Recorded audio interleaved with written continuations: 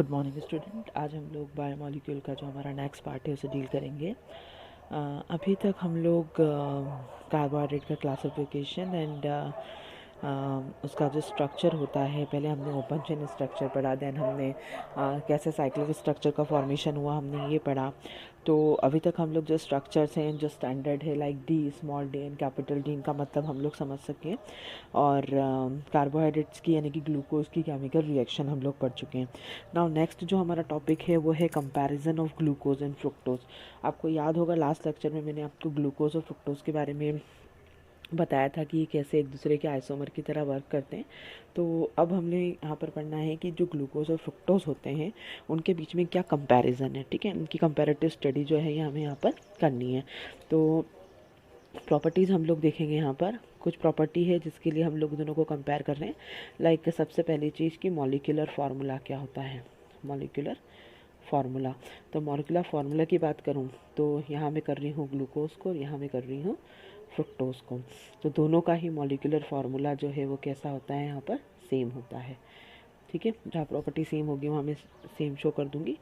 Nature की अगर हम लोग बात करें, नेचर मीन्स इन शुगर का टाइप क्या है, तो ये पॉलीहाइड्रोक्सी एल्डिहाइड है। ठीक है, ये पॉलीहाइड्रोक्सी एल्डिहाइड है। पॉलीहाइड्रोक्सी इसलिए क्योंकि इसमें multiple time OH group present है, जबकि इसकी हम लोग बात करें तो ये पॉलीहाइड्रोक्सी कीटोन है। ठीक है, नाउ थर्ड पॉइंट कि इसका मेल्टिंग पॉइंट क्या है, ग्लूकोज का मेल्टिंग पॉइंट क्या है, तो ये 146 डिग्री सेंटीग्रेड होता है, जबकि ये 102 डिग्री सेंटीग्रेड होता है। ठीक है, नाउ नेक्स्ट जो डिफरेंस है हम लोग वो देखें, इसका ऑप्टिकल नेचर क्या होता है। हमने ऑप्टिकल एक्टिविटी की भी बात की है। ऑप्टिकल नेचर ये क्या शो करती है ग्लूकोज, तो ग्लूकोज जो रहता है वो डेक्स्ट्रो रोटेटरी होता है। ठीक है, कैसे होता है ग्लूकोज यहाँ पर डेक्स्ट्रो रोटेटरी, जबकि ये जो होता है वो प्लेन पोलराइज लाइट को लेफ्ट हैंड डायरेक्शन में रोटेट करता है, इसलिए लीवो रोटेटरी होता है। ठीक है, now next is reaction with oxidise reducing agent like Tollens reagent. Tollens reagent silver oxide का सॉल्यूशन होता है, तो ये सिल्वर मिरर टेस्ट देगा, मतलब जो ग्लूकोज होता है वो सिल्वर मिरर टेस्ट देता है। जबकि फ्रुक्टोज की हम लोग बात करें तो ये भी एक रिड्यूसिंग शुगर ही है और ये भी सिल्वर मिरर टेस्ट देगा। ठीक है, नाउ नेक्स्ट हम लोग बात करते हैं मॉलिश रिएजेंट। मॉलिश रिएजेंट क्या होता है, देखिए मॉलिश रिएजेंट एक तरह का ग्रुप को आइडेंटिफाई करने वाला रिएजेंट होता है। दैट मीन्स कि एक पर्टिकुलर फार्मूला में कौन सा फंक्शनल ग्रुप प्रेजेंट है ये पता करने के लिए हम लोग यूज़ करते हैं। स्पेशली एल्डिहाइड के लिए हम लोग इसको यूज़ करते हैं। या अल्फ़ा नेप्थॉल का मिक्सचर होता है अल्कोहल के साथ में, तो अगर वायलेट कलर की रिंग मिलती है, अगर वायलेट कलर अपीयर मिलता है बेस में हमें, तो दैट मीन्स कि एल्डिहाइड ग्रुप प्रेजेंट है। और क्योंकि फ्रुक्टोज जो है वो भी एक तरह का शुगर ही है, तो शुगर के आइडेंटिफिकेशन टेस्ट में हम लोग मॉलिश रिएजेंट का यूज़ करते हैं। ठीक है, इसके बाद हम लोग फेलिंग टेस्ट की बात करें, अगर फेलिंग सॉल्यूशन के साथ में इसे टेस्ट कराएं तो फेलिंग सॉल्यूशन के साथ में भी हमें यहाँ पर पीपीटी मिलेंगे।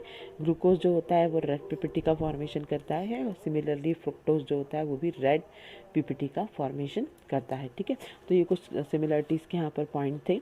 अब नेक्स्ट हमें बताया गया, देखिए अभी तक हम लोगों ने यहाँ पर जो मोनोसेकेराइड से वो पढ़ लिए हैं। अब हम लोग बात कर रहे हैं यहाँ पर डाइसेकेराइड की। मोनोसेकेराइड हम लोग यहाँ पर पढ़ चुके हैं, तो अब हम लोग जो पढ़ेंगे वो है हमारा यहाँ पर डाइसेकेराइड। ठीक है, आप समझेंगे हम लोग डाइसेकेराइड क्या होता है। देखिए डाइसेकेराइड मतलब क्या होगा, देखिए समझिए हम लोग कर रहे हैं यहाँ पर डाइसेकेराइड, जैसा कि क्लासिफिकेशन के समय मैंने आपको बताया है डाइसेकेराइड क्या होगा। तो जब हम लोग शुगर का हाइड्रोलिसिस करते हैं और हाइड्रोलिसिस करने पर हमें यहाँ पर क्या मिलता है, एक ऐसी यूनिट मिलती है जिसमें कि दो ग्लूकोज यूनिट आपस में जॉइन होती हैं with the help of glycosidic bond. तो ऐसी शुगर को हम लोग क्या बोलते हैं यहाँ पर, डाइसेकेराइड बोलते हैं। या फिर हम बोल सकते हैं कि when two monosaccharide, when two monosaccharide joined together, when two monosaccharide joined together by an oxide linkage। अब इसी ऑक्साइड लिंकेज को हम ग्लाइकोसाइडिक बॉन्ड भी बोलेंगे। By an oxide linkage formed by the loss of water is called disaccharide. ठीक है, इन्हें हम लोग क्या बोलेंगे यहाँ पर, डाइसैकेराइड बोलेंगे। अब वैसे तो डाइसैकेराइड के बहुत सारे टाइप हैं, बट बेसिकली हम लोग जो डील करेंगे वो डाइसैकेराइड के हम लोग एग्जांपल है यहाँ पर। सबसे पहला जो डाइसैकेराइड हम लोग यहाँ पर यूज़ करने जा रहे हैं वो डाइसैकेराइड है यहाँ पर। पहला जो डाइसैकेराइड हम लोग यहाँ पर डील करेंगे वो है यहाँ पर सुक्रोज। ठीक है, हम लोगों को स्ट्रक्चर के ऊपर फोकस करना है या एंटाइटी क्या जनरेट हो रही है इसकी यहाँ पर बात करनी है। तो पहला जो डाइसैकेराइड हम लोग बात कर रहे हैं उसे हम लोग बोल रहे हैं सुक्रोज। और जो सुक्रोज है वो क्या होता है, ठीक है। तो कॉमन सा डाइसैकेराइड है सुक्रोज, जो कि हाइड्रोलिसिस पर इक्वल क्वांटिटी देता है हमें यहाँ पर ग्लूकोज और फ्रुक्टोज की। ठीक है, सुक्रोज को जब हम लोग हाइड्रोलिसिस करेंगे तो हमें इक्वल क्वांटिटी किसकी मिलेगी यहाँ पर, डी सुक्रोज। ठीक है, डी का मतलब आपको पता ही है, एंड डी फ्रुक्टोज। ठीक है, D positive glucose and D negative fructose की इक्वल क्वांटिटी हमें यहाँ पर मिलेगी। अगर मैं मॉलिक्यूलर रिएक्शन यहाँ पर लिखकर आपको बताऊँ तो देखिए, रिएक्शन लिखने पर क्या होगा, फार्मूला अगर मैं कहूँ C12H22O11। ठीक है, ये मेरा सुक्रोज का फार्मूला है। जब मैं इसको वाटर का मॉलिक्यूल दूंगी, पानी का मॉलिक्यूल देकर जब हम इसको ब्रेक करेंगे तो हमें 1 मोल ग्लूकोज एंड 1 मोल क्या मिलेगा यहाँ पर, फ्रुक्टोज मिलेगा। ठीक है, फार्मूला दोनों का सेम है, इसे ग्लूकोज मान लें और इसे यहाँ पर आप फ्रुक्टोज मान लें। ठीक है, ये जो मोनोसेकेराइड होते हैं ये आपस में यहाँ पर ग्लाइकोसाइडिक बॉन्ड के थ्रू यहाँ पर जुड़े हुए होते हैं। इनका जो ग्लाइकोसाइडिक बॉन्ड होता है in between C1 of glucose 1 and C2 of the fructose होता है। ठीक है, देखिए स्ट्रक्चर मैं आपको यहाँ पर बनाकर बताऊंगी कि किस तरह से ग्लाइकोसाइडिक बॉन्ड का फॉर्मेशन होता है। ये जो सुक्रोज शुगर होती है, अगर हम लोग इसको देखें तो इसे हम इन्वर्ट शुगर भी बोलते हैं। ये काफ़ी इंपॉर्टेंट क्वेश्चन है और ये पूछा जाता है। तो जो इसका एंगल ऑफ रोटेशन होता है, इस एंगल ऑफ रोटेशन को आप लोग यहाँ पर याद रखें। इसकी जो वैल्यू है वो वैल्यू होती है +66.5 डिग्री। ठीक है, ये इतना लाइट को क्या करता है, रोटेट करेगा। जबकि अगर हम लोग यहाँ पर ग्लूकोज की वैल्यू देखें तो ग्लूकोज की जो एंगल ऑफ रोटेशन होता है वो होता है +52.5 डिग्री। ठीक है, साथ ही जो फ्रुक्टोज होता है उसकी वैल्यू जो यहाँ पर चेंज हो जाती है, rotation angle of rotation he change हो जाता है, ये हो जाता है -92.4 डिग्री। ठीक है, तो देखिए यहाँ पर सुक्रोज को इन्वर्स शुगर क्यों कहा जाता है, मैं जनरली आपको बता रही हूँ यहाँ पर क्यों कहा जाता है, इसको हम और भी डिस्कस करेंगे। बिफोर द हाइड्रोलिसिस, या हम कह सकते हैं जब सुक्रोज अपने रियल फॉर्म में था तो उस समय एंगल ऑफ रोटेशन जो था वो था +66.5 डिग्री। ठीक है, बट आफ्टर हाइड्रोलिसिस जो एंगल ऑफ रोटेशन है वही क्या हो गया, यहाँ पर चेंज हो गया। ठीक है, जो पॉजिटिव शुगर थी उसने अपने आप को ब्रेक करके एक फॉर्म बनाया +52.5 डिग्री और दूसरा था माइनस या नेगेटिव 92.4 डिग्री। तो क्योंकि नेचर जो है वो जस्ट इन्वर्ट हो गया, पॉजिटिव एंगल ऑफ रोटेशन से नेगेटिव एंगल ऑफ रोटेशन पे चले गए, तो इस कारण हम शुगर को क्या बोलते हैं यहाँ पर, इन्वर्ट शुगर बोलते हैं, क्योंकि इसका एंगल ऑफ रोटेशन जो है वही आफ्टर हाइड्रोलिसिस चेंज हो जाता है। ठीक है, तो ये बात मैंने यहाँ पर सुक्रोज के बारे में की। अब नेक्स्ट चीज़ हमें यहाँ पर बताई गई है कि इसका स्ट्रक्चर हम लोग कैसे बनाएं।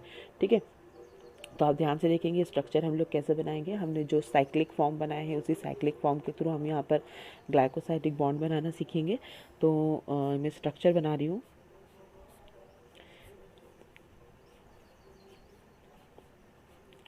ठीक है, इसे हम पायरन रिंग कहते हैं या पायरानोज रिंग कहते हैं, ये पता ही है आपको।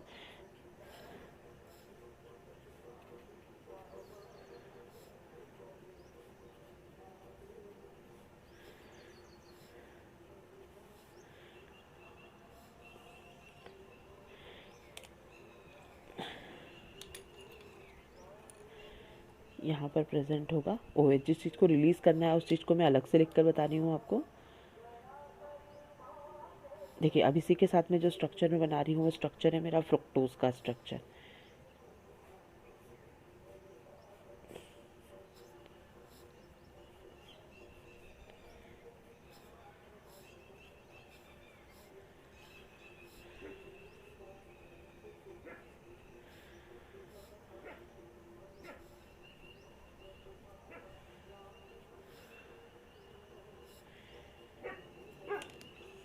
यहाँ पर मैं बना दूँ OH। ठीक है, अब देखिए मैंने जो कहा कि ग्लूकोज में हम लोग यूज़ कर रहे हैं यहाँ पर कार्बन नंबर जो बॉन्ड हमारे यहाँ पर बन रहे हैं ग्लाइकोसाइडिक बॉन्ड, वो है carbon number 1 of the alpha glucose.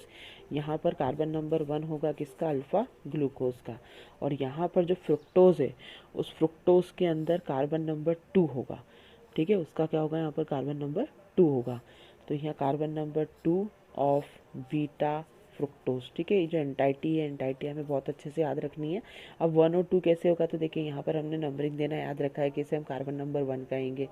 यहाँ हम लोग लिखे तो ये कार्बन नंबर 1 होगा, और ये क्या हो जाएगा हमारा, ये हमारा कार्बन नंबर 1 होगा, जबकि ये जो होगा वो हमारा कार्बन नंबर 2 होगा। अब इन दोनों के बीच में यहाँ पर हमें OH OH यानी कि 2 हाइड्रोक्सी ग्रुप दिख रहे हैं। ग्लाइकोसाइडिक बॉन्ड जब बनता है तो इस प्रोसेस के अंदर क्या होता है, पानी का एक मॉलिक्यूल रिलीज़ हो जाता है। मतलब एक पानी के मॉलिक्यूल को रिलीज़ करके एक ऑक्सीजन ब्रिज के थ्रू हम दोनों एंटाइटी को आपस में ज्वाइन कर देते हैं, ठीक है। तो पूरा फार्मूला हमारा सेम रहने वाला है, और सिर्फ इन दोनों के बीच में क्या बन जाएंगे, यहाँ पर बॉन्ड बन जाएंगे। इसका अगर मैं स्ट्रक्चर फिर से ना बनाते हुए एक स्ट्रक्चरल फॉर्म में शो करूँ, तो ये देखिए इस तरह से जो बॉन्ड है वो हमें bond between glucose and fructose बनते हुए नज़र आएंगे, ठीक है। तो ये जो बॉन्ड यहाँ पर बना है, that bond is known as glycosidic bond. इस बॉन्ड को क्या बोलेंगे हम लोग यहाँ पर, ग्लाइकोसाइडिक बॉन्ड। स्पेशली डिफाइन करने के लिए भी आता है यहाँ पर। अब यहाँ पर अगर आप लोग देखें कि ये जो बॉन्ड हमने बनाया है, तो जो ग्रुप हैं ग्लूकोज और फ्रुक्टोज के, ये ग्लाइकोसाइडिक बॉन्ड बनाने में यूज़ हो गए हैं। तो because functional group participate in the bond formation, sucrose is a non reducing sugar. Sucrose का अगर हम लोग नेचर देखें तो सुक्रोज कैसा होगा, sucrose is a non reducing sugar. कैसी शुगर होती है सुक्रोज, यहाँ पर नॉन रिड्यूसिंग, मतलब इसमें रिडक्शन का पावर नहीं है, यानी कि जब मैं इसे टॉलिन स्टाइलिंग रिएजेंट से रिएक्ट कराऊंगी तो मुझे कोई यहाँ पर रिएक्शन होती हुई दिखाई नहीं देगी, ठीक है। इसलिए सुक्रोज जो है वो नॉन रिड्यूसिंग है। बट हाँ, सुक्रोज का हाइड्रोलिसिस के बाद जब आप देखेंगे तो हमें यहाँ पर जो रिएक्शंस हैं वो दिखाई देंगी। मतलब जब हम लोग आफ्टर, देखिए लास्ट लेक्चर में हम लोग बात कर ही चुके हैं, sucrose is a non reducing sugar, है ना। तो सुक्रोज जो है वो रिडक्शन की प्रोसेस नहीं करती। दैट मीन्स जब मैं उसको फैलिंग, टॉलिंग्स, बेनेडिक्ट ऐसे किसी रिएजेंट के साथ में रिएक्ट कराऊंगी तो मुझे कोई भी अपीयरेंस या कोई भी कलर ऑब्जर्व नहीं होगा। बट इसी सुक्रोज का जब मैं यहाँ पर हाइड्रोलिसिस कर दूँ, मतलब पानी का मॉलिक्यूल देकर जब मैं ब्रेक कर दूँ, तो हमने देखा ही कि सुक्रोज जो है वो 2 यूनिट से मिलकर बना है, ग्लूकोज और फ्रुक्टोज। देन आफ्टर हाइड्रोलिसिस हमें क्या मिलेगा, यहाँ पर ग्लूकोज और फ्रुक्टोज यूनिट मिलती हैं। और ग्लूकोज और फ्रुक्टोज जो होती हैं ये इटसेल्फ रिड्यूसिंग नेचर की होती हैं। तो क्योंकि सुक्रोज जो है वो आफ्टर हाइड्रोलिसिस अपने रिडक्शन के नेचर को भी चेंज करता है, इसलिए हम लोग सुक्रोज को यहाँ पर इन्वर्ट शुगर बोलते हैं। एंगल ऑफ रोटेशन भी चेंज कर रहा है, एंड रिडक्शन, जो रिड्यूसिंग एजेंट होते हैं उनके साथ में अपने रिएक्शन को भी यहाँ पर ये चेंज करता है, ठीक है। तो ये सुक्रोज के बारे में हमने यहाँ पर बात करी। अब नेक्स्ट चीज़ जो है हमें बताई गई है सुक्रोज की प्रॉपर्टी की, हम लोग यहाँ पर बात करें तो सुक्रोज जो है वो एक डेक्स्ट्रो रोटेटरी शुगर है, ठीक है। हम लोग प्रॉपर्टी डिस्कस कर रहे हैं यहाँ पर सुक्रोज की। तो सुक्रोज क्या है, यहाँ पर डेक्स्ट्रो रोटेटरी ग्रुप है या डेक्स्ट्रो रोटेटरी कंपाउंड है। और इसकी हाइड्रोलिसिस से हमें इक्वल क्वांटिटी के अंदर क्या मिलता है, इक्विमोलर क्वांटिटी में ग्लूकोज मिलेगा, और इक्वल क्वांटिटी के अंदर हमें यहाँ पर फ्रुक्टोज मिलता है, ठीक है। अब देखिए यहाँ पर इसका इन्वर्ट नेचर फिर से शो हो रहा है। जो सुक्रोज था वो डेक्स्ट्रो रोटेटरी था, हमने लिखा था कि इसकी जो वैल्यू थी वो कितनी थी, यहाँ पर पॉजिटिव वैल्यू आ रही थी। बट आफ्टर हाइड्रोलिसिस जो सॉल्यूशन है, उस सॉल्यूशन की वैल्यू कैसी आएगी, यहाँ पर नेगेटिव आएगी, यानी कि जो एंगल ऑफ रोटेशन है वही क्या हो जाएगा, यहाँ पर चेंज हो जाएगा। तो angle of rotation of the fructose is greater in comparison to the dextro rotation of the glucose, ठीक है। जो वैल्यूज़ हम लोग वैल्यूज़ की भी पहले बात कर चुके हैं, जैसे सुक्रोज जो था उस सुक्रोज का एंगल ऑफ रोटेशन था वो था पॉजिटिव 66.5, इसलिए हम लोग सुक्रोज को डेक्स्ट्रो शुगर बोल रहे थे, ठीक है। जबकि आफ्टर हाइड्रोलिसिस अगर हम लोग देखें तो जो ग्लूकोज मिला है यहाँ पर डी ग्लूकोज जो मिला है, जिसका एंगल ऑफ रोटेशन जो है वो था पॉजिटिव 52.5, और जो फ्रुक्टोज था हमारा, इस फ्रुक्टोज का जो एंगल मिला था वो था -92.4 डिग्री। तो क्योंकि जो नेगेटिव वैल्यू है वो हमारी ज़्यादा है in comparison to positive value, इसलिए जो सुक्रोज होता है वो सुक्रोज जो है वो इंस्टीड ऑफ डेक्स्ट्रो वो कैसा बिहेवियर शो करने लग जाता है, यहाँ पर लीवो बिहेवियर शो करने लग जाता है, या हम शो कह सकते हैं कि वो लीवो रोटेशन को शो करता है। ठीक है, तो ये हमारा सुक्रोज का नेचर हुआ। अब अगली चीज़ हमें यहाँ पर बताई गई है कि after the hydrolysis of the sugar the angle of rotation being change. मतलब ये चीज़ मैं आपको पहले ही बता चुकी हूँ कि क्योंकि एंगल ऑफ रोटेशन यहाँ पर चेंज हो गया है, चीज़ें पॉजिटिव से पूरी नेगेटिव हो गई हैं, तो due to change in angle of rotation, due to change in angle of rotation, ठीक है, एंगल ऑफ रोटेशन के चेंज हो जाने के कारण क्या हो रहा है यहाँ पर, जो हमारी शुगर है वो शुगर का बिहेवियर ही चेंज हो गया है, सुक्रोज का बिहेवियर चेंज हो गया है, इसलिए शुगर को हम लोग क्या बोलते हैं यहाँ पर, इन्वर्ट शुगर बोलते हैं। ठीक है, तो ये हमारा सुक्रोज वाला कंटेंट खत्म हुआ। अब तीन डाइसैकेराइड हमें यहाँ पर पढ़ने हैं, जिसमें से पहला तो मैंने आपको एक्सप्लेन कर दिया। नाउ सेकंड जो हमारा डाइसैकेराइड है उसकी अगर हम लोग बात करें तो उस डाइसैकेराइड को बोलते हैं हम लोग यहाँ पर माल्टोज। ठीक है, तो अगला जो हमारा डाइसैकेराइड है हम उसमें डील करते हैं। That second disaccharide is known as maltose. ठीक है, अब माल्टोज को हम लोग बोले तो हम इसे माल्ट शुगर भी बोलते हैं। ये हमारी अनाज यानी कि सीरियल्स में पाई जाने वाली शुगर होती है। ठीक है, ये 2 अल्फ़ा डी ग्लूकोज के कॉम्बिनेशन से बनता है। जब 2 अल्फ़ा डी ग्लूकोज यूनिट आपस में कंबाइन होती हैं तो क्या होता है, इस प्रोसेस के अंदर एक माल्टोज का मॉलिक्यूल यहाँ पर बन जाता है। ठीक है, इसके कॉम्बिनेशन कब होता है, जब C1 unit of the one glucose is combined with the C4 unit of another glucose. जब C1 किससे कंबाइन हो रहा है, C4 unit of the another glucose से कंबाइन होता है। तो इस प्रोसेस में यहाँ पर एक 1 ग्लाइकोसाइडिक बॉन्ड बनेगा, और यहाँ पर जब हम फॉर्मेशन कर रहे हैं तो जो फ्री एल्डिहाइडिक ग्रुप है वो C1 पोजीशन पर अवेलेबल होता है हमें। इसके कारण हम लोग देखते हैं कि जो माल्टोज होता है वो एक रिड्यूसिंग शुगर की तरह बिहेव करता है। ठीक है, तो अब देखिए किस तरह से मॉलिक्यूल का है, किस तरह से बॉन्ड का फॉर्मेशन यहाँ पर होगा।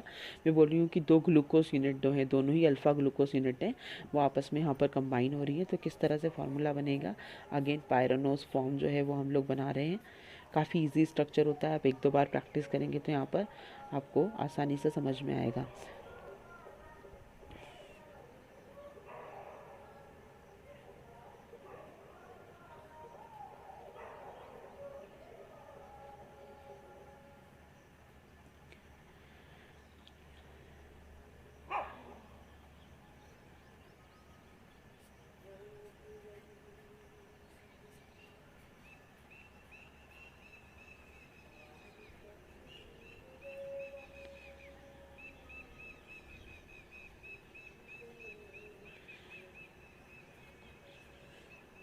देखिए, अब नंबरिंग करना तो आपको पता ही है कि नंबरिंग हम लोग किस तरफ से करते हैं। जो हमारा ऑक्सीजन होता है उसके बाद राइट हैंड साइड रोटेशन से हम लोग नंबरिंग करते हैं। तो इसके हिसाब से अगर मैं नंबरिंग करूँ तो ये नंबरिंग 1 2 3 4 5 और ये 6 हो जाएगा। ठीक है, अब यहाँ से अगर हम लोग देखें नंबरिंग करते हुए आए तो ये हो जाएगा 1 2 3 और ये 4। ठीक है, अब ये जो 1 और 4 है, अगर मैं इसको कहूँ तो ये भी अल्फ़ा डी ग्लूकोज है और ये भी हमारा क्या है, अल्फ़ा डी ग्लूकोज। अल्फ़ा क्यों, ये पता ही है आपको, जब OH ग्रुप कहाँ पर प्रेजेंट होता है, बॉटम साइड पर। ठीक है, तो कार्बन नंबर 1 और कार्बन नंबर 4 का जो OH ग्रुप है, इन दोनों OH ग्रुप में से क्या कर दें हम लोग, कंबाइन करके पानी का मॉलिक्यूल बाहर कर दें।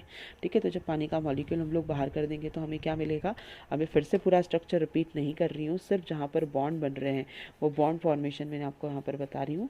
ये सिर्फ बॉन्ड फॉर्मेशन जो है, ये बॉन्ड फॉर्मेशन मैंने आपको बताया है कि ये कार्बन नंबर 1 और कार्बन नंबर 4 के बीच में जो बॉन्ड बने हैं, इस बॉन्ड को हम लोग बोलते हैं ग्लाइकोसाइडिक बॉन्ड। ठीक है, तो जब 2 ग्लूकोज यूनिट या 2 हम कह सकते हैं कि सिंपल मोनोसैकेराइड यूनिट आपस में ऑक्सीजन ब्रिज के थ्रू कंबाइन होती हैं, जिसमें एक पानी का मॉलिक्यूल रिलीज होता है, तो इस बॉन्ड को हम लोग ग्लाइकोसाइडिक बॉन्ड बोलते हैं। ठीक है, अब इस बॉन्ड का अगर हमको नाम देना है तो नाम भी हम लोग दे सकते हैं। देखिए क्या बोलेंगे इस बॉन्ड को हम इसे अल्फ़ा 1,4 ग्लाइकोसाइडिक बॉन्ड बोल सकते हैं। अल्फ़ा इसलिए, आपको पता ही है कि जब यहाँ पर कार्बन नंबर 1 पे जुड़ा हुआ H की पोजीशन अपवर्ड होती है या OH की डाउनवर्ड होती है तो पोजीशन हमारी अल्फ़ा कहलाती है। ठीक है, सिमिलरली जो बीटा है वो क्यों होता है, क्योंकि ओ एच अपवर्ट हो जाता है, मतलब जस्ट पोजीशन अपोजिट हो जाती है। और क्योंकि जो बॉन्ड है वो between carbon number 1 and carbon number 4 बना हुआ है, तो इसलिए इसको हम लोग यहाँ पर अल्फ़ा 1,4 ग्लाइकोसाइडिक बॉन्ड बोलते हैं। ठीक है, जो नाम है इसका वो होगा अल्फ़ा 1,4 ग्लाइकोसाइडिक बॉन्ड। ठीक है, तो ये हमने माल्टोज़ के बारे में यहाँ पर इंफॉर्मेशन दी। अब कुछ जनरल प्रॉपर्टीज़ हैं जो हमें पढ़नी है किसके बारे में, माल्टोज़ के बारे में। तो देखते हैं माल्टोज़ की जनरल प्रॉपर्टी क्या है। अब देखिए माल्टोज़ को जैसा कि मैंने कहा कि इसे माल्ट शुगर बोलते हैं, और क्योंकि इसमें ग्रुप जो है वो फ्री था, इसलिए माल्टोज़ जो है वो कैसी शुगर होगी यहाँ पर, रिड्यूसिंग शुगर होगी। यानी कि जब मैं इसे बेनेडिक्ट फैलिंग टॉलिंस रीजन से रिएक्ट कराऊंगी तो ये पॉजिटिव रिएक्शन देगा। ठीक है, तो ये बात मैंने किसके बारे में कही यहाँ पर, माल्टोज़ के बारे में। ठीक है, जितने अनाज होते हैं, सीरियल्स होते हैं, उनमें माल्ट शुगर होता है और इस यही हमारी एनर्जी का सोर्स होता है। अब देखिए नेक्स्ट जो चीज़ हमें बताई गई है, थर्ड जो हमारा डाइसैकेराइड है, दैट इज़ लैक्टोज। तो अब लैक्टोज जो होगा वो क्या होगा यहाँ पर, यहाँ पर अगर हम लोग देखें लैक्टोज जो है तो ये मोस्ट कॉमनली हमें यहाँ पर मिल्क शुगर है, लैक्टोज का नाम ही यहाँ पर मिल्क शुगर होता है। तो मिल्क शुगर के अंदर हमें यहाँ पर लैक्टोज फाइंड आउट होता है, और ये डाइसैकेराइड जो है ये मिल्क के अंदर मिलता है। इसका अगर हम लोग कंपोजिशन देखें तो ये 2 यूनिट से मिलकर बना हुआ है। नेक्स्ट जो शुगर है मैं उसकी बात कर रही हूँ, दैट इज़ लैक्टोज। ठीक है, अब लैक्टोज जो है मैं कह रही हूँ कि 2 चीज़ों से मिलकर बना हुआ है। Another name of lactose is milk sugar, क्योंकि सोर्स जो है वो मिल्क ही होता है। ये 2 यूनिट से मिलकर बना हुआ है। First is beta D galactose, ठीक है, and second is beta D glucose. यानी ग्लूकोज और गैलेक्टोज के कॉम्बिनेशन से हमें 1 मॉलिक्यूल ऑफ लैक्टोज यहाँ पर मिलता है। ठीक है,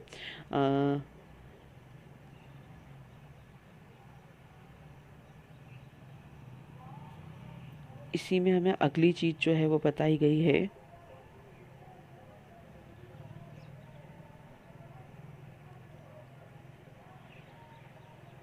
अब मैं इसका अगर स्ट्रक्चर लिख कर आपको दिखाती हूँ। देखिए मैं इसका पायरोनोस फॉर्म ही आपको बता रही हूँ, वो इजी होगा आपको समझने के लिए। ग्लूकोज एंड गैलेक्टोज बोथ का मैं यहाँ पर पायरोनोस फॉर्म ही लिख रही हूँ, और फिर उसमें एक सिमिलैरिटी है या एक तरह का हम कह सकते हैं रिलेशनशिप यहाँ पर एग्जिस्ट करेगा।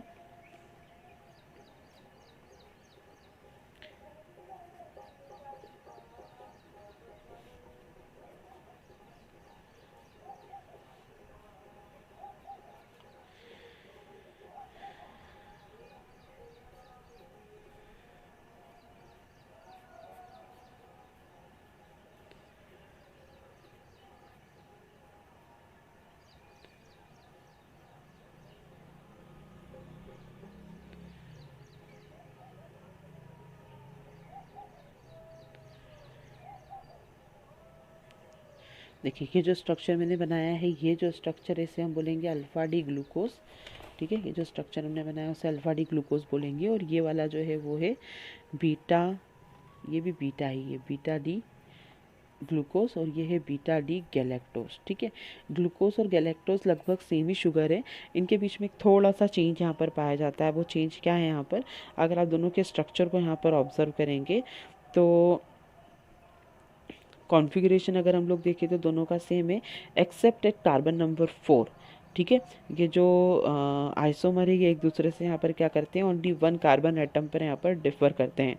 और हमने डेफिनेशन में पढ़ा है कि जब एक कार्बन एटम पर पोजीशन डिफर करती है तो उस कार्बन को या उस तरह के स्टीरियो आइसोमर को हम लोग यहाँ पर इपीमर बोलते हैं। ठीक है, तो यहाँ पर हमारा जो कार्बन नंबर 4 है, बीटा डी गैलेक्टोज का जो कार्बन नंबर 4 है वो यहाँ पर इपीमेरिक कार्बन है। तो यहाँ पर गैलेक्टोज की अगर मैं बात करूँ, दैट इज़ कार्बन नंबर 4 जो है वो है इपीमेरिक कार्बन। यानी कि आप देखें ग्लूकोज का जो स्ट्रक्चर है इसमें एच और ओ एच जो है वो अपनी पोजीशन पर, यानी कि H upward and O H downward side है। जबकि जो गैलेक्टोज होता है पूरा फार्मूला सेम है, बट जो गैलेक्टोज होगा इसमें ओ एच क्या होगा, अपवर्ड डायरेक्शन पर हो जाएगा।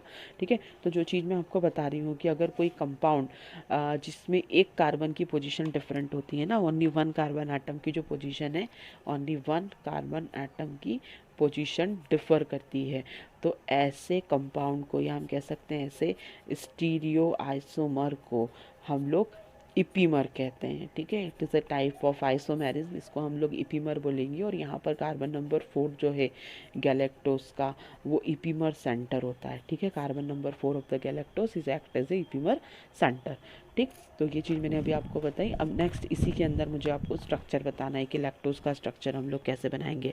तो अगेन पायरोनस फॉर्म का हम लोग यहाँ पर यूज़ कर रहे हैं।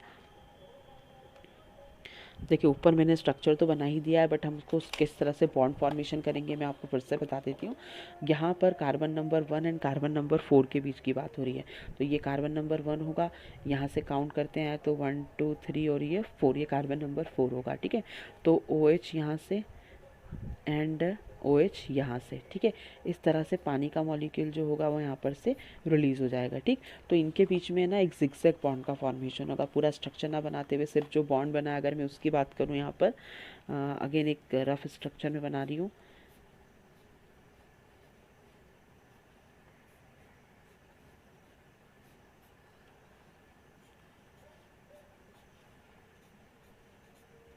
ठीक है, ये जो स्ट्रक्चर मैंने बनाया है, इस स्ट्रक्चर को अगर हम लोग देखें तो इसे हम लोग जेड बॉन्ड बोलते हैं, ठीक है। एक जिगजैग बॉन्ड बना हुआ है। इसके पहले जितने बॉन्ड मैंने बताए हैं तो वो सारे बॉन्ड जो होते हैं वो यू बॉन्ड होते हैं, और ये वाला बॉन्ड जो है वो जेड बॉन्ड है। और क्योंकि ये जो बॉन्ड है वो किसके बीच में बना है, यहाँ पर कार्बन नंबर 1 और कार्बन नंबर 4 के बीच में बना है, तो इस वाले बॉन्ड को हम लोग बीटा, क्योंकि शुगर हमारी बीटा थी, बीटा 1,4 ग्लाइकोसाइडिक बॉन्ड बोलते हैं। ये जो बॉन्ड है बीटा 1,4 ग्लाइकोसाइडिक बॉन्ड कहलाएगा, ठीक है। तो देखिए अब जो जितने भी मोनोसेकेराइड मैंने अभी आपको बताए हैं, इनका स्ट्रक्चर, इनका फॉर्मूला, इनका स्पेसिफिक कैरेक्टर, ये कुछ भी हमसे यहाँ पर पूछा जा सकता है। मतलब जितनी भी चीज़ें अभी हमने डिस्कस करी हैं वो अबाउट द डाइसेकेराइड, वो सारी ही चीज़ें हमारी यहाँ पर इम्पॉर्टेंट होती हैं। अब जो लैक्टोज है इसको हम लोग मिल्क शुगर बोलते हैं। देखिए लैक्टोज जो है इसके अंदर अगर हम लोग देखें तो लैक्टोज जो है ये बच्चों के लिए, ग्रोनिंग बच्चों के लिए, या स्पेशली जो एजेड पर्सन होते हैं इनके लिए एक बहुत अच्छा डाइट होता है, क्योंकि लैक्टोज जो है वो आसानी से डाइजेस्ट हो जाता है। इसलिए जो हमारे पेशेंट्स होते हैं इनको भी हम लोग क्या करते हैं, लैक्टोज यहाँ पर कंसीडर करते हैं, यानी कि मिल्क प्रोवाइड करते हैं। आपने देखा होगा कि हम लोग जनरली पेशेंट को देते हैं, मिल्क देते हैं। कोई नॉर्मली भी नहीं पीता है तो जब वो इलनेस की स्टेज में होता है तो हम उसे मिल्क प्रोवाइड करते हैं, ठीक है। तो लैक्टोज जो है वो अच्छी क्वालिटी का एक शुगर है और इजीली डाइजेस्ट हो जाता है। इसलिए बच्चों के लिए, एजेड पर्सन के लिए, जिनका डाइजेशन वीक है उनके लिए, और पेशेंट्स के लिए ये बहुत अच्छा सोर्स ऑफ एनर्जी होता है। अब हम लोग यहाँ पर देखें कि यहाँ पर जो लिंकेज बना है, जो लैक्टोज के अंदर लिंकेज बना है, ये है in between carbon number 1 and carbon number 4। तो कार्बन नंबर 1 एंड 4 में बनने के कारण क्या है, इनका जो फंक्शनल ग्रुप है वो फ्री है, ठीक है। इनका फंक्शनल ग्रुप क्या है, यहाँ पर फ्री है। तो इस कारण जो लैक्टोज है हमारा, वो लैक्टोज भी कैसा होगा, रिड्यूसिंग शुगर होगा, ठीक है। अब देखिए 1 वर्ड के अंदर ये चीज़ पूछी जाती है, बहुत सारे ऑप्शन दे दिए जाते हैं और पूछा जाता है which one is reducing sugar. या फिर एक और अच्छा ऑब्जेक्टिव बनता है, यहाँ पर बॉन्ड की पोजीशन हमसे पूछी जाती है। तो हमें ये सब डाइसेकेराइड जो है ये बहुत अच्छे से यहाँ पर लर्न करना है। जैसा कि मैंने क्लासिफिकेशन के समय आपको बताया था कि लॉट्स ऑफ डाइसेकेराइड होते हैं, या ओलिगोसेकेराइड के मल्टीपल फॉर्म है, लाइक ट्राइसेकेराइड, टेट्रासेकेराइड। तो ऐसे बहुत सारे फॉर्म होते हैं, बट उन सब में सबसे ज़्यादा इंपॉर्टेंस वाले जो थे वो डाइसेकेराइड में 3 ही चीज़ें थी, that is sucrose, maltose and lactose. ये तीनों हैं, हम लोग डिस्कस कर चुके हैं और ये आपका एक इम्पॉर्टेंट क्वेश्चन भी बनता है, ठीक है। तो अब नेक्स्ट जो हमारा कंटेंट है वो कंटेंट है यहाँ पर पॉलीसेकेराइड। अगली जो चीज़ हम लोग पढ़ने जा रहे हैं वो है यहाँ पर पॉलीसेकेराइड। अब देखिए पॉलीसेकेराइड क्या होता है। पॉलीसेकेराइड भी एक अच्छा, हम कह सकते हैं कि क्वेश्चन को कैरी करता है। इसमें अमाइलोज, अमाइलोपेक्टिन के ऊपर क्वेश्चन पूछे जाते हैं। अब देखिए पॉलीसेकेराइड क्या होगा, इस नेम इंडिकेट, पॉली मतलब क्या होता है यहाँ पर मैनी, और सेकेराइड मतलब क्या होता है यहाँ पर शुगर। तो जब बहुत सारी शुगर एंटाइटीज़ आपस में कंबाइन होती हैं, बहुत सारी छोटे छोटे मॉलिक्यूल जो होते हैं शुगर में आपस में जॉइन होते हैं with the help of glycosidic bond, तो पॉलीसेकेराइड का फॉर्मेशन होता है। पॉलीसेकेराइड जो है वो नेचर में मेनली फूड के स्टोरेज के पर्पस के लिए बने हैं। जो फूड हम लोग खाते हैं उसका स्टोरेज अगर होता है तो उसे स्टोर करने के लिए या फिर स्ट्रक्चरल मटेरियल बनाने के लिए, जो हमारा बॉडी का स्ट्रक्चर है, प्लांट का स्ट्रक्चर है, ये स्ट्रक्चरल मटेरियल बनाने के लिए हम लोग क्या करते हैं यहाँ पर पॉलीसेकेराइड का फॉर्मेशन करते हैं। ठीक है, अब पॉलीसेकेराइड का जैसे मैंने बताया कि छोटी छोटी एंटाइटीज़ होती हैं, छोटी छोटी एंटाइटीज़ हैं, ये सभी मोनोसेकेराइड है। अगर मैं कहूँ कि मैं स्टार्च की बात कर रही हूँ, ठीक है, जो कि प्लांट्स में बनता है, लीफ इसको स्टोर करके रखती है फोटोसिंथेसिस की प्रोसेस के थ्रू। तो जब बहुत सारे ग्लूकोज यूनिट आपस में कंबाइन होंगे और सबके बीच में यहाँ पर बॉन्ड बने ना, सबके बीच में यहाँ पर जो ग्लाइकोसाइडिक बॉन्ड है वो बनते हैं, तो छोटी छोटी यूनिट्स आपस में ज्वाइन करके एक बड़े पॉलीमर का फॉर्मेशन करती है, और वही बड़ा पॉलीमर जो है वो कहलाता है यहाँ पर स्टार्च। ठीक है, स्टार्च को अगर हम लोग देखें तो ये प्रेजेंट होता है ग्रेन्स के अंदर प्रेजेंट होगा, पोटैटो में प्रेजेंट होता है। ठीक है, ऐसी कुछ लोकेशन है जिसमें स्टार्च होगा, और ये एनर्जी देने वाला या एनर्जी प्रोवाइड करने वाला सब्सटेंस होता है।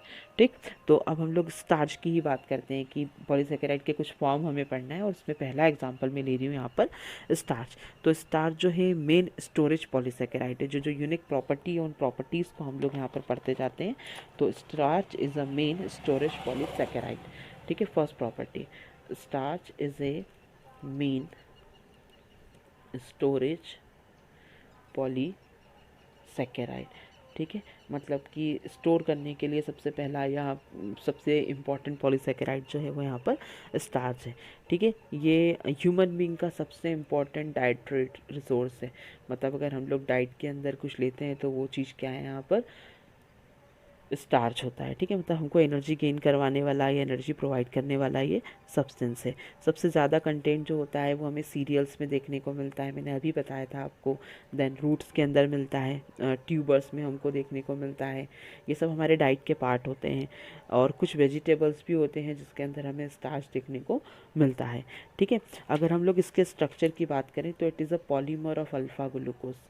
It is the polymer of alpha glucose, यानी कि लॉट्स ऑफ अल्फ़ा ग्लूकोज जब आपस में कंबाइन होते हैं with the help of glycosidic bond, तो हमें यहाँ पर स्टार्च का फॉर्मेशन मिलता है। यानी कि alpha glucose is the monomer unit, and इसके मल्टीपल टाइम रिपीट होने से हमें क्या मिल जाएगा, स्टार्च मिल जाएगा। ठीक है, नाउ नेक्स्ट थिंग हमें बताया गया है कि स्टार्च जो होता है ना, mainly it is consist of the two type of component.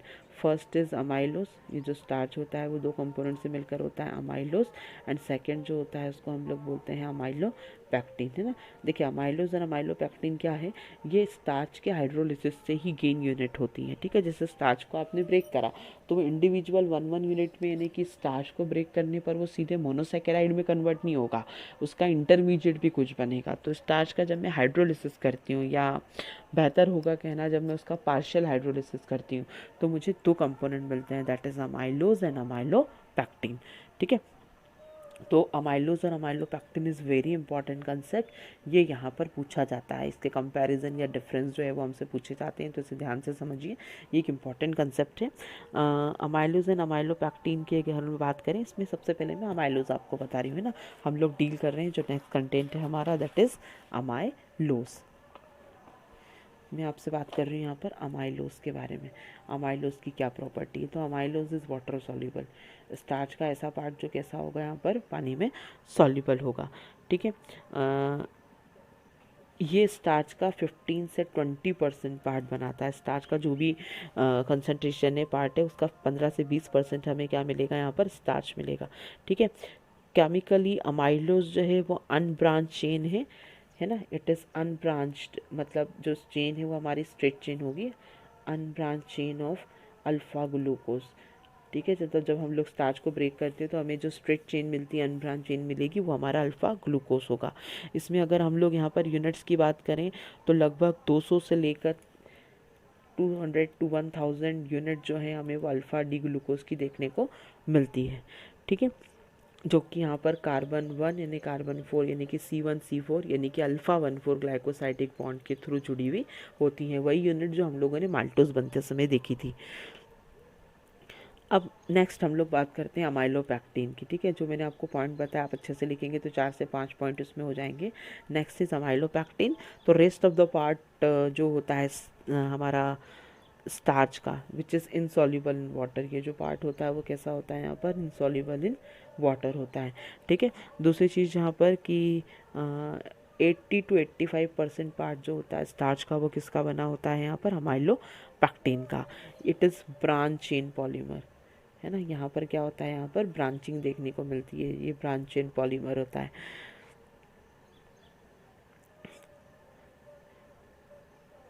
जिसमें कि हमें दो तरह के बॉन्ड देखने को मिलते हैं। देखिए बॉन्ड को हम लोग समझेंगे, अच्छा कंसेप्ट है। यहाँ C1 और C4 के बीच में तो बॉन्ड मिलते ही हैं, जिसे हम लोग अल्फ़ा 1,4 ग्लाइकोसाइडिक बॉन्ड बोलते हैं। बट जहाँ पर ब्रांचिंग पॉइंट आता है वहाँ पर इन बॉन्ड के साथ साथ में 1,6 बॉन्ड भी हमें देखने को मिलते हैं। मतलब एक कार्बन का, एक यूनिट का कार्बन नंबर 1 और दूसरी यूनिट का कार्बन नंबर 6, ये वो पॉइंट होता है जहाँ पर ब्रांचिंग बनते हुए हमें यहाँ पर दिखाई देती है। ठीक है, तो दो तरह के बॉन्ड जो है हमें देखने को मिलते हैं, तो ये पॉइंट नोटेबल है, इसे आप नोट करके रखें। देखिए इसकी यूनिट का अगर मैं स्ट्रक्चर बनाकर आपको बताऊं, ग्लूकोज का, सॉरी स्टार्च का यूनिट का जब स्ट्रक्चर बनाऊंगी तो स्ट्रक्चर आप लोग देखिए कि कैसे बनेगा। देखिए मैं पूरा फार्मूला नहीं बना रही हूँ, मैं सिर्फ इंडिकेटिव स्ट्रक्चर यहाँ पर बना रही हूँ। इस स्ट्रक्चर को अगर हम लोग देखें तो ये इस तरह से स्ट्रक्चर बनेगा। ये यूनिट ग्लाइकोसाइड एक बॉन्ड, ठीक है, ऐसी यूनिट जो है वो आपस में कंबाइन होती जाएंगी। ये यूनिट जो है वो आपस में इस तरह से कंबाइन हो रही है, ठीक है।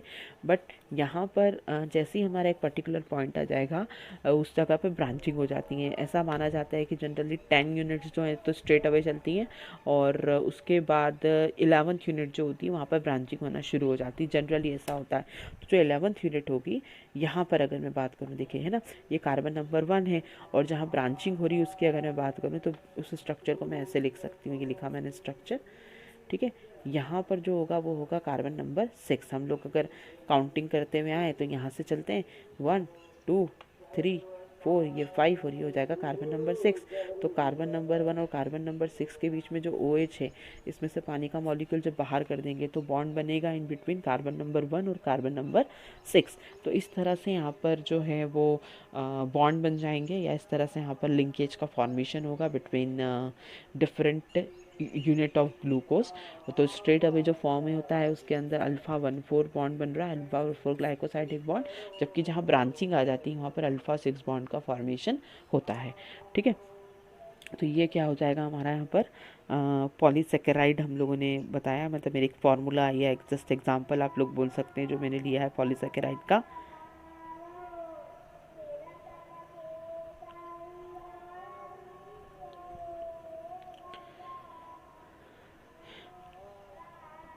नाउ नेक्स्ट की मैं बात कर रही हूँ आपसे, वो है हमारा सेल्यूलोज। तो सेल्यूलोज और ग्लाइकोजन जो है ये हमारा रिमेनिंग है, ये हम लोग नेक्स्ट लेक्चर के अंदर पढ़ेंगे।